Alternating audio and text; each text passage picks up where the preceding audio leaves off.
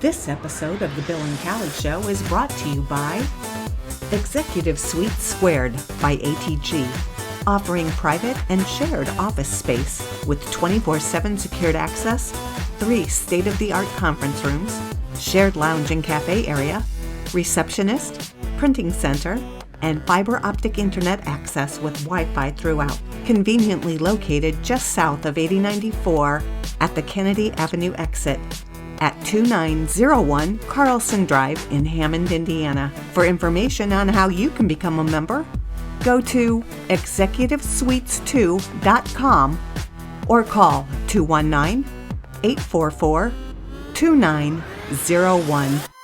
Executive Suite Squared, home to the Bill and Callie Show.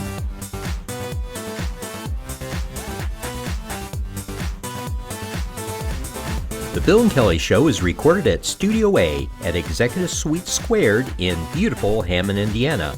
Now, here's Bill and Kelly. Well, hello. We're here today with Elisabeth Menning and Amari Victoria. They're here representing PFLAG Crown Point and the LGBTQ Northwest Indiana. Welcome to our show. Thank you. Thanks for having us. We're so happy.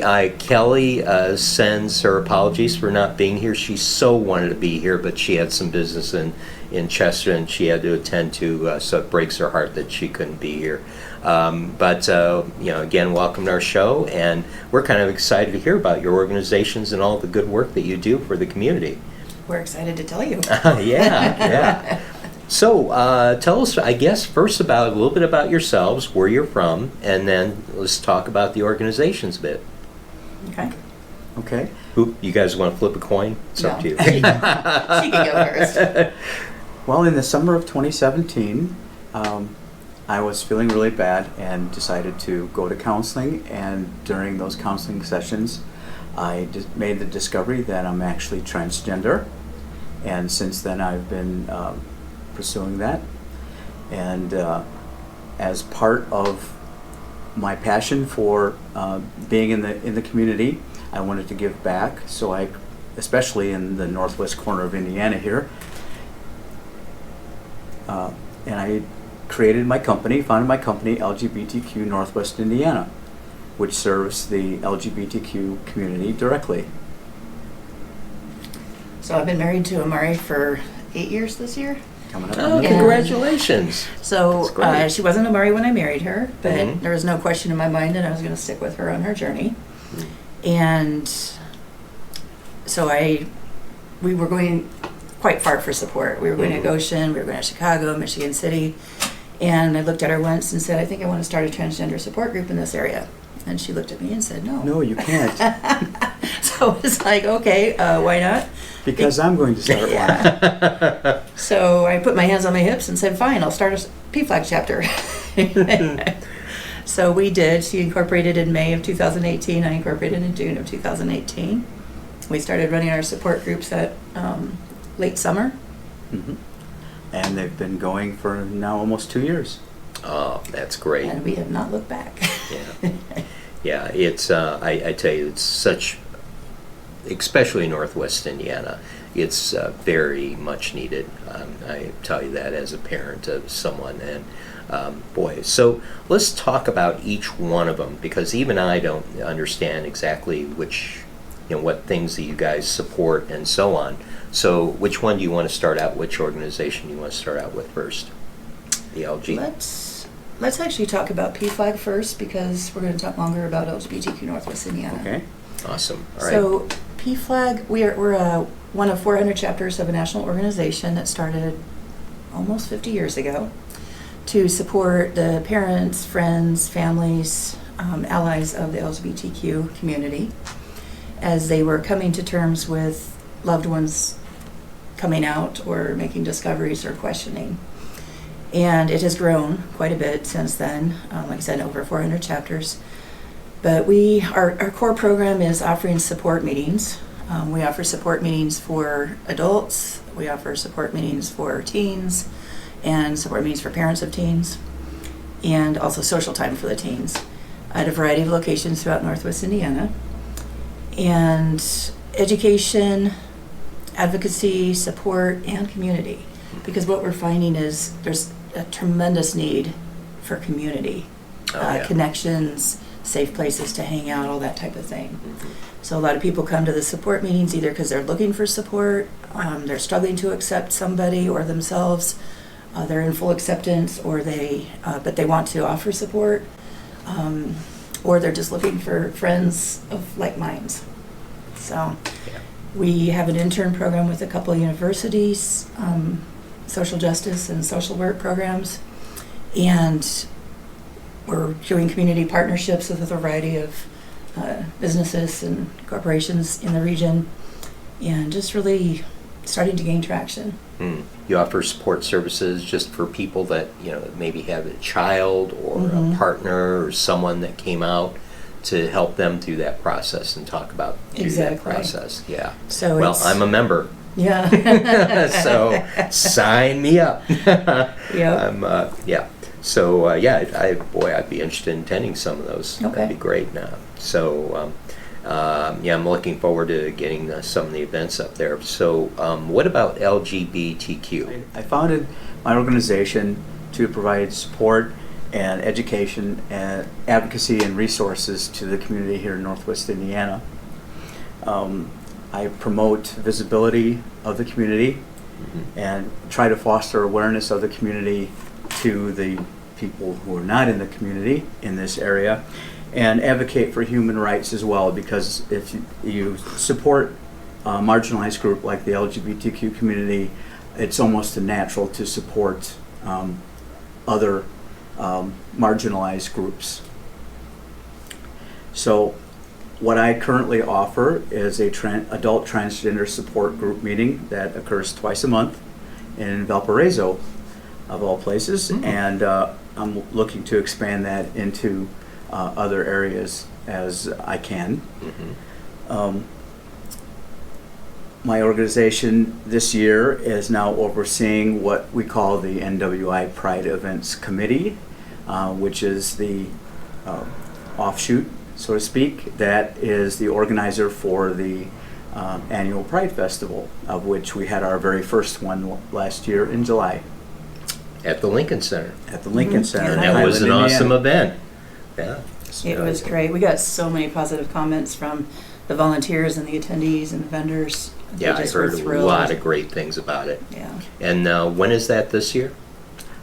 June 6th. Yep. June 6th. Okay. Okay, you want to put So- that on your calendars, and I'll make sure that goes up on the graphics. Yep. Saturday So- from 11 to 7. At the beautiful Lincoln Center. Indoors in the summer. Yeah, and they just got new LED lighting, so the field house is looking awesome. Oh, interesting. Yeah, Excellent, yeah.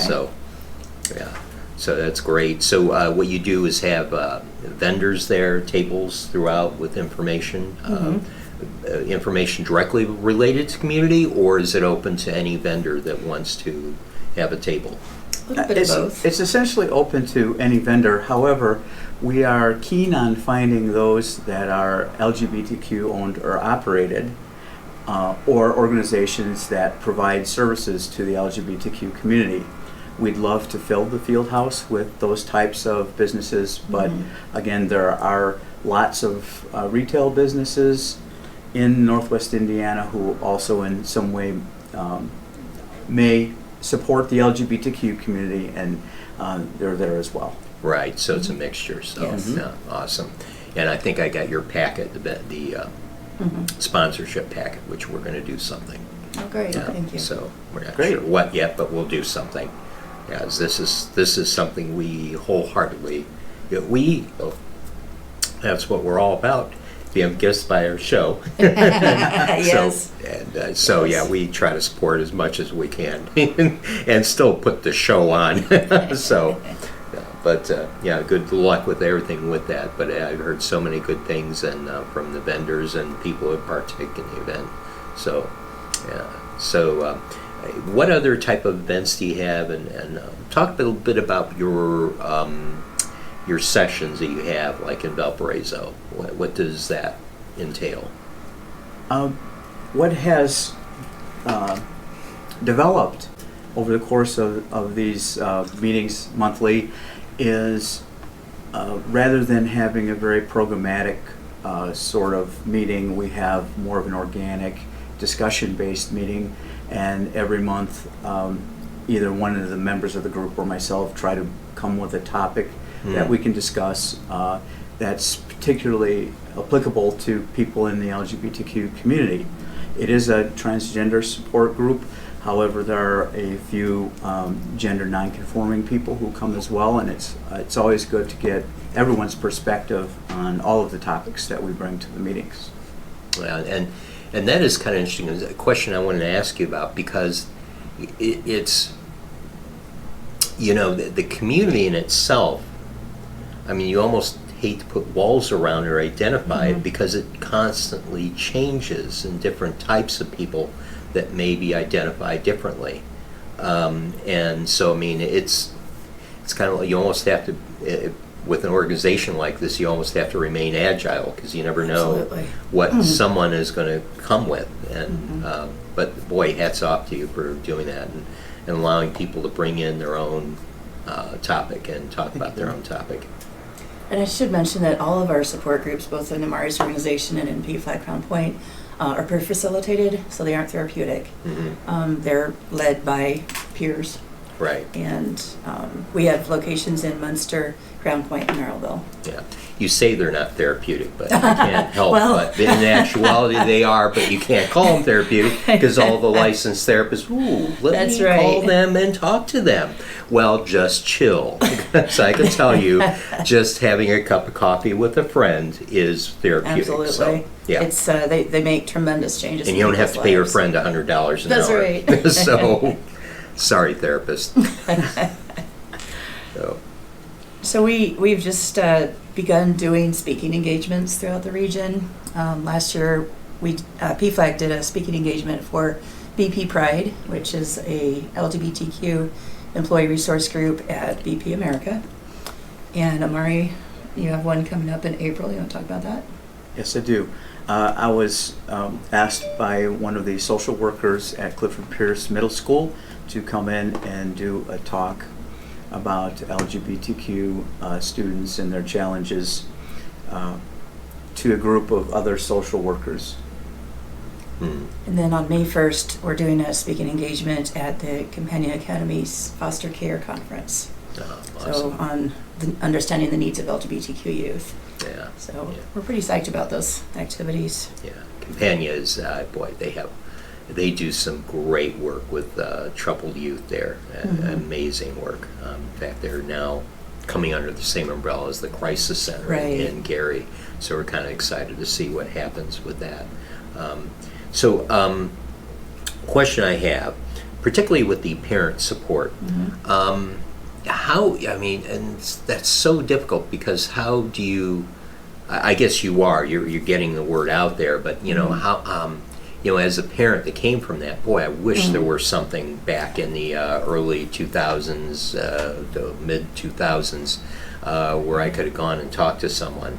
So, I mean, if a parent's out there, how do they contact you? Just through the website or through your Facebook page? For PFLAG, it's the website, Instagram, Twitter, Facebook. We are going to be advertising in other areas too. I mean, library websites, because PFLAG meetings are all at libraries right now. So they have that out there, and then in the NWI Times calendar, we have our events posted. And a lot of it is word of mouth. And the Bill and Kelly Show. And the Bill and And the Kelly Bill Show. and Kelly Oh my Show, goodness, of how could I course. forget that? But yeah, so much of it is word of mouth. Yeah. You know, some of the parents group is actually a spin-off of the teens group, because we realized that, you know, if the parents are going to bring the teens to the group, then they might as well stay and talk with each other. So Yeah. they have an unfacilitated meeting room that they can discuss things in. And they talk, the teens talk, you know, and it just kind of grows from there. Awesome. So you do some work with schools, going into schools, which is great, because particularly middle schools, that is where the brutality begins. And you know, I would venture to say administrators still have a lot to learn on how to deal with that bullying, you know, bullying, period.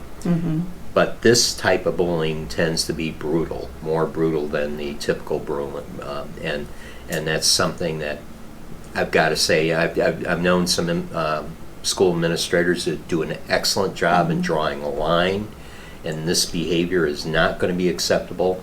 And yet there's some that, I just don't get it. Yeah. It's part of their job; they got to do it, and so and so that's you're talking to social workers now to give them some kind of behind the scene knowledge of what that person could be feeling like, what what they need to help guard against. Absolutely. Yeah. And all the things that I intend to talk about are topics that also school administrators, school staff, educators all need to know as well in order to be able to deal with the issues that might crop up and the issues that may not be very apparent to those people in an effort to try to make every child have an opportunity and not get beat up for it. Right. And the thing I find kind of beautiful about it, you're doing that from your own experience and your path, going through what you went through, and sitting down and telling the counselors, this is what's going to happen. This is, if you don't take care of this, and I shed plenty of tears for those kids. I've seen it happen. I've talked to parents that have come to me and said, what is going on here? And isolation is the worst possible thing. The brutality is one thing, but isolation is a very dark place to be in. And for the guidance counselors to be able to identify that and try to help the student or youth through this, it's powerful. Absolutely. The result of not having that help are things like suicide and substance abuse, Self-harm. All things that our children do not need to have any reason to experience whatsoever. Right. And one of the things that kind of riles me is the suicide portion. I mean, that's horrible to even talk about. But, I've talked to one parents that their daughter tried to commit suicide in the school bathroom. Oh my. And she was having some gender identity issues. And it's, I'd say it this way, but the analogy I put across is a pack of wolves in middle school. They could smell it, and they could sense someone that's going through something different than they are, and they don't have the ability to rationalize or have be mature enough. And what do? They gang up on folks, and that's so wrong. And A lot of that is learned behavior too. Yeah. Because you see all these Facebook posts, the fried eggs, and they all look the same, Yeah. no matter what color the shell is, type of thing. the apple doesn't But fall far from that tree. So we're trying to change the culture. We're trying to create a more accepting community. Understanding, education leads to understanding, leads to acceptance. Is really what we're trying to do, is just educate people. If they don't know about something, they tend to be scared of it. Yeah, So. definitely. And which is, that is such a closed-minded behavior, to be afraid of something you understand. In my eyes, you learn about it, you engage in it, you count. But that's me. It's the way I guess I was raised. Yeah.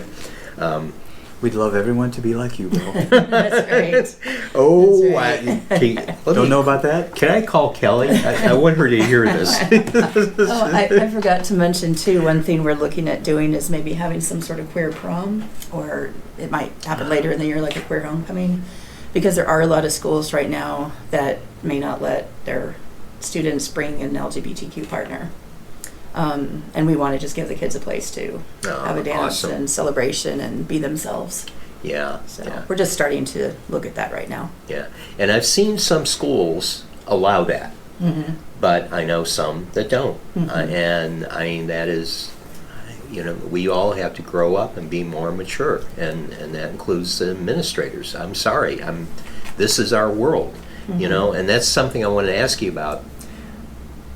Mayor Pete, boy, he broke it, didn't he? I mean, he went in there and just, I mean, first of all, we're dealing with acceptance, professionals, lawyers, identifying, whatever they're identifying with. But now we have a presidential candidate that, I'm sorry, he did pretty doggone good. And that really is put some people back in their seats, and that's, I'm so glad. What are your feelings about Mayor Pete? I think he's intelligent and well-spoken and level-headed. I think he definitely cracked the seal on what an LGBTQ person can do in this country. And I think that there's going to be more of that. I think there's more legislators around the country who are taking office, who are coming out and expressing themselves, their true selves. And I hope it's more than just a trend. I hope it brings a lot of change in policy and law. Non-discrimination. And I hope that people begin to understand that everyone should be treated with respect and dignity. Well, at some point, it just shouldn't matter, right? You know, I mean, almost right now, we have to call it out, like you kind of alluded to earlier. We have to call it out now, stand separately, before we can then integrate and make it mainstream. You know, just a little side note, this may not have anything to do with it, but by the most comical moment when he decided to turn in his candidacy and no longer run, his husband tweeted, "I suppose this means I could go to Target now." That's funny. Boy, but That's yeah, funny, yep. It feels like it's pushed it more towards the norm, and and it should be. This should be. I mean, if we take this identification process and apply it to everyone has something that is not normal. You know, Right. boy, people that know me go, "Oh, Bill's full of my abnormal thing," particularly all my personalities I have up in my head. But Okay. but yeah, and that's something I think that the community should celebrate, is Mayor Pete's ability to push that edge and to bring his husband along on the campaign and refer Unapologetically. to him and unapologetically. Kiss him in public in front of the cameras. Stand up for him. Yeah, Yeah. and so I celebrate with you in that. It's because the more we get towards norm, I think you'll always be doing these, but people will be able to take an easier breath, because I pray and hope for the day that this is the norm, and so. So do we. So do we.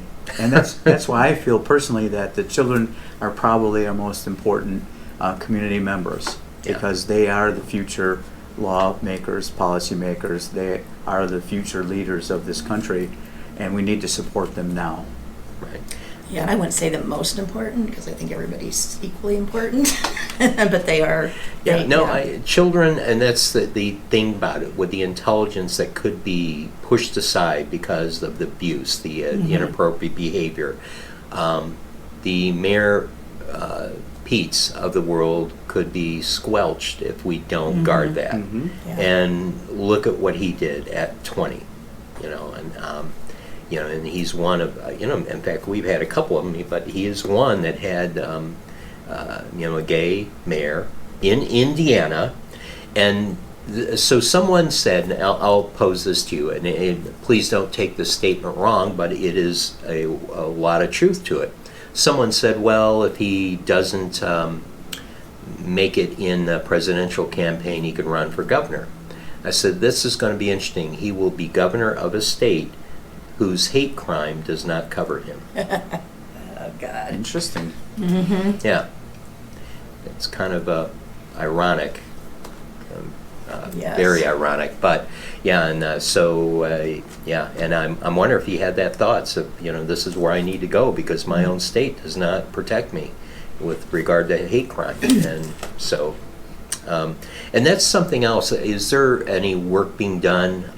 Because I'm sorry, the state is far behind as far as identifying hate crime, particularly with people identify, as either gay or cross-gender, whatever it is.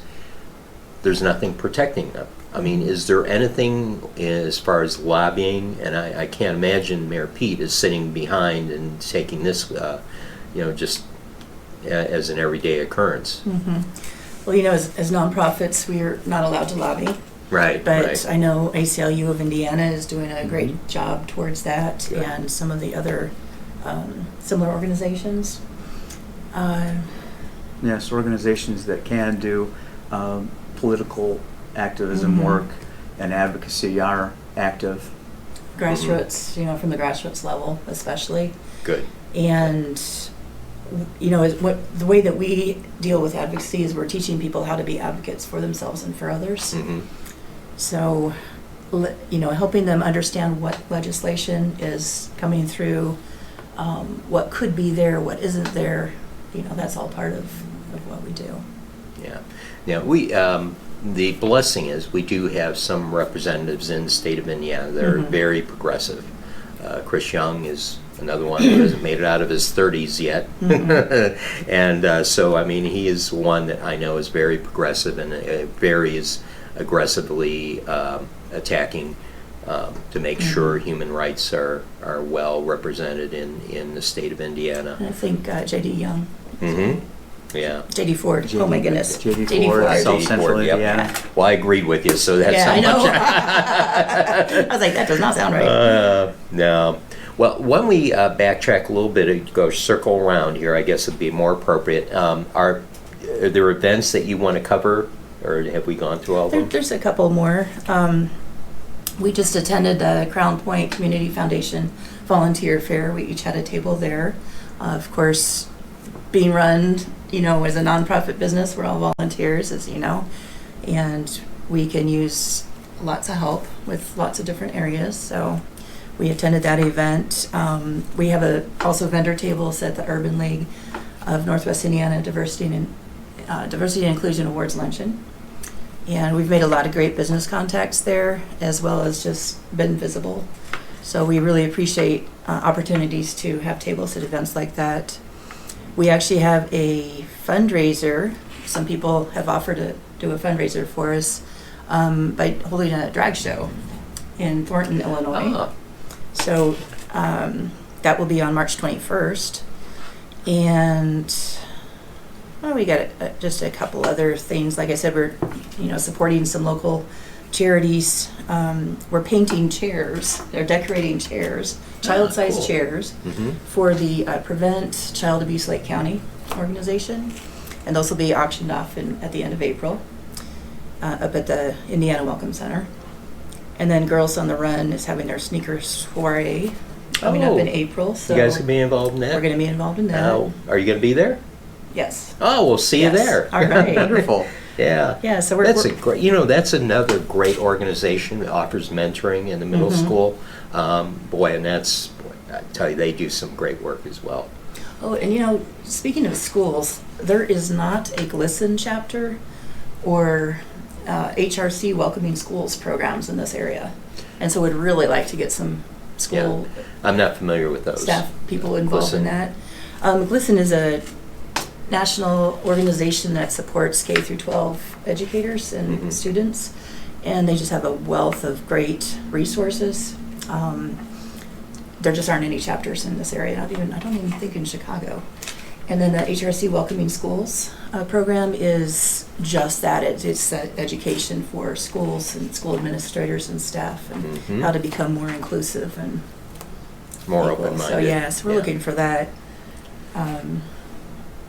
It's not really an event, but other topics we're working with are the total lack of LGBTQ homeless shelters or transition housing, especially for the youth, and starting to make some connections there, and then re-entry circles for incarcerated people who are LGBTQ. there's really no good resources for them in this region either, so it's Yeah. another project we're thinking about. You know, you brought up some things there I've just never really even thought of. Homelessness and, you know, Mhm. shelters that, you know, yeah, because that is an issue, because Yeah. Tenland, the shelter, you know, they're bunking together somewhere like it. They Mhm. should have some accommodation, I would guess. And it's especially challenging for people who identify, you know, as transgender, or who are transgender, Mhm.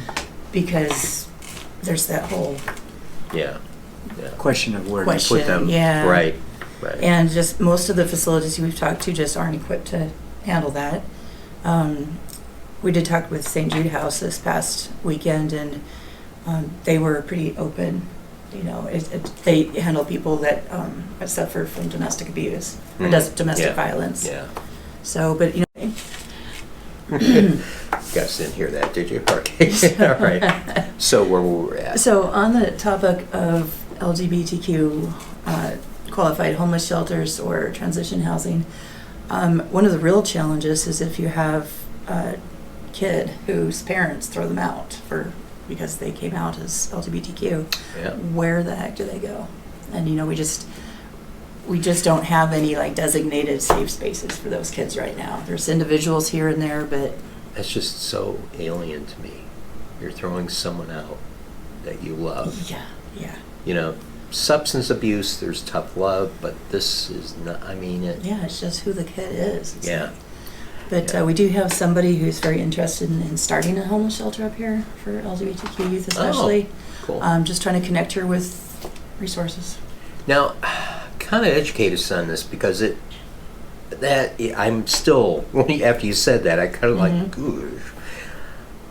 Is this a high occurrence? Is it, I mean, I don't know what the rate in this region is. I don't know either, but it's even one person, you get that phone call where someone needs a place to go, and Mhm. in It's your heartbreaking. mind, you're like, I have nothing that I can Yeah. give them.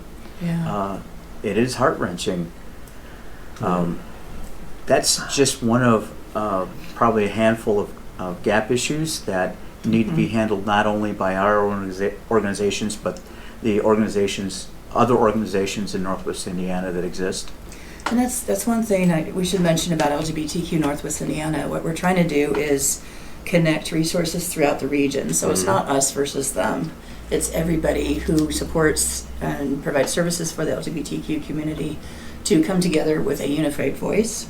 And we've identified through the NWI LGBTQ Community Coalition efforts, we've identified some gap issues, like Amari said. And then it's not so much that we're going to go fill those gaps, but we want to find somebody out there who already maybe is working towards that, or somebody who has those dreams or aspirations, right. and just, you know, connect everybody. So Yeah.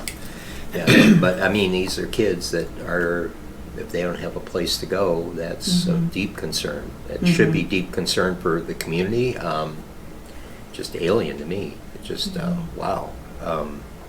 You know, there's certain instances where you play hard love. And I still even, you know, I know some parents that threw their kids out because of repeated drug use and so on.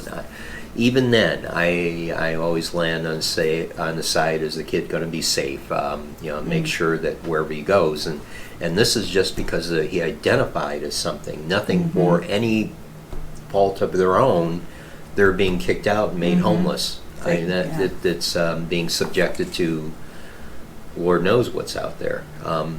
Wrong. I mean, boy, you ask me, we should get a fund together put them up in a hotel or somewhere until something gets resolved. You know, this, you know, parental support is just so crucial. yeah. I think of all the kinds of support people could have, it's the family support. And, you know, there's beliefs that people have been raised with or conditioned with that make it very hard to come to terms with something like that. That's one of the things that especially, you know, PFLAG group is trying to do, is to change those hearts and minds to realize that these are just people, like, you know, we're all just people. And again, through education, we're trying Yeah. to handle things like societal norms that have developed over the norms. past 2 centuries that really aren't very true anymore. For example, even back in the 50s, 60s, the man went to work and the woman stayed at home. But how long have women been in the workplace now? Decades. I mean, just by virtue of that change in society, other changes should naturally have come. But, those things are still around and still plaguing us.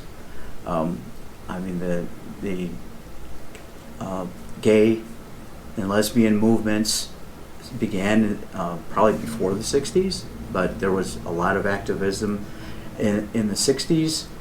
But even today, those learned behaviors, those learned norms haven't changed.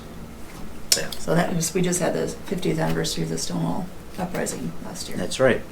Yeah, I mean, progression as a society, we have to learn and move on. And one thing I'm the biggest critic of is we don't seem to learn from history. Mm-hmm. And we go on, we still marginalize people, and when we marginalize people, we damage society.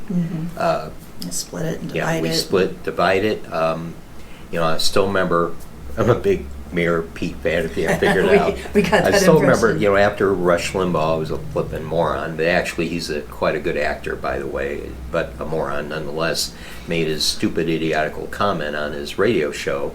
Mayor Pete's, someone mentioned it during one of the debates, or it was a town hall meeting, and he said, well, let's see, I have not had to pay off a hooker or a porn star to hide my affairs.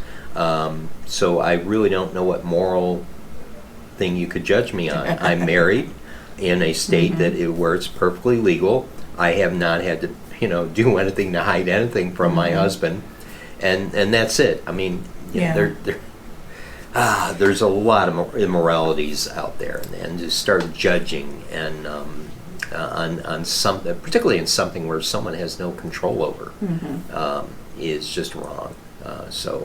Well, that's one of the things that we're trying to do, is to change the attitudes and like I said, the culture of society through our Pride Festival as well.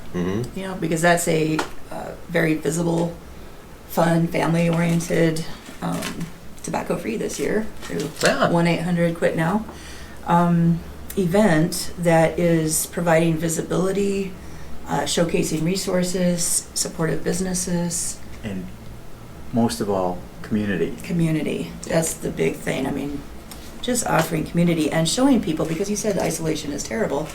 A lot of people feel like, oh my gosh, I'm the only one like this, or there's nobody else like me, and we're trying to change that, because community is really important. Well, guess what? And I've made this offer to you guys, and I hope you do accept it. We're looking for people that participate in the Bill and Kelly Show Network, and I can't think of a better cause to be a part of this. We'd love to be we'd able love to to do be that. part of that. Now, you guys may have to learn how to be up here by yourself, and Kelly and I will be out there and just... We'll figure it out. Oh yeah, no problem. Yeah, I guess you can tell this isn't as big as WGN, although I was told by a guest just recently that this is just as good as WGN. But we won't get in that, because those people are awfully jealous of us. But yeah, by all means, we would love if you guys participated in this, and we'll do whatever we can on our end to make it happen, because this is an important platform. And I did a lot of searches on Spotify. There are shows that are bringing up issues, but there's not one that is a platform for this, if you know what I mean. Yeah. So we'd love to be the first, if it was, and that's not the reason why we want to do it, because we Right. feel that this needs to have a platform, that have people on that discuss it, and by golly, I'm all behind it. So I think we would love that opportunity. One of the things that we've encountered is that getting the word out, even to the community next to yours, is sometimes often difficult in a forum like this that reaches so many people in so many areas. I think would be wonderful. Wouldn't it be great to be able to highlight individuals and groups that have been doing this type of work around the region, but nobody knows. You guys just get behind the Bill and Kelly bulldozer and we'll make it happen. All right. Yeah. Get ready for that, folks. Now, boy, gosh, I can't tell you how much we appreciate you coming on and sharing this We information. appreciate the opportunity. Something Appreciate the opportunity. very close to my heart, as you know. Yeah. And so I just want to make sure, have we gotten through everything? Have we covered everything you guys want to cover? I think so. I think so, yeah. Cool. All right. Yeah. Well, we're going to start. We're always looking for donations. Oh yeah, hey, talk about that. How can Yeah. they donate? If someone's out there that would love to donate to your cause, how do they do Well, that? gosh. Choosing one of us as a charity for your Amazon Smile purchases. Okay. There's PayPal donations. There's the Facebook payments. Both of our Facebook websites platform. actually have a donate button Yeah. on them, and occasionally, even on Facebook, we'll attach a donate button to specific posts. And then PFLAG has a membership opportunities, which isn't required. I mean, PFLAG is a membership organization. All the meetings are free, but we do encourage people to join as members. It just helps us with our operating expenses and expanding our programs. And I found a really nice way to help an organization out is in many workplaces they have a vehicle for their giving. Mm-hmm. And I know that my organization and Elisabeth's as well are listed on 2 of the larger giving vehicles. So anywhere that an organization uses that particular giving mechanism, your organization is out there and anyone can choose it and give to you. It's like what's it called? GuideStar. We're both listed with GuideStar. Ah, okay. Guides, And GuideStar. Benevity is another one. Yeah. Yeah. All right. Well, Gary, we'll make sure the links and those it's all on your website or in links to those. Make sure you have it. All right. All I need right. to email some to you. All right. All right. Yeah, we'll make sure it's on the video. Great. Man, this is fantastic. Thank you. So yeah, we'll be in touch and get you guys back here and think Alright. about the guests that you want to have on, and then Okay. we'll make it happen. Sounds good. Thank you, Bill. Thank you. Thank you We so much. love this. So thank you for joining us today, and we're going to say goodbye for now. Bye, everybody. Goodbye. This episode of The Bill and Callie Show is brought to you by Executive Suite Squared by ATG, offering private and shared office space with 24/7 secured access, 3 state-of-the-art conference rooms, shared lounge and cafe area, receptionist, printing center, and fiber optic internet access with Wi-Fi throughout. Conveniently located just south of 8094 at the Kennedy Avenue exit at 2901 Carlson Drive in Hammond, Indiana. For information on how you can become a member, go to executivesuites2.com or call 219-844-2901. Executive Suites Squared, home to the Bill and Callie Show.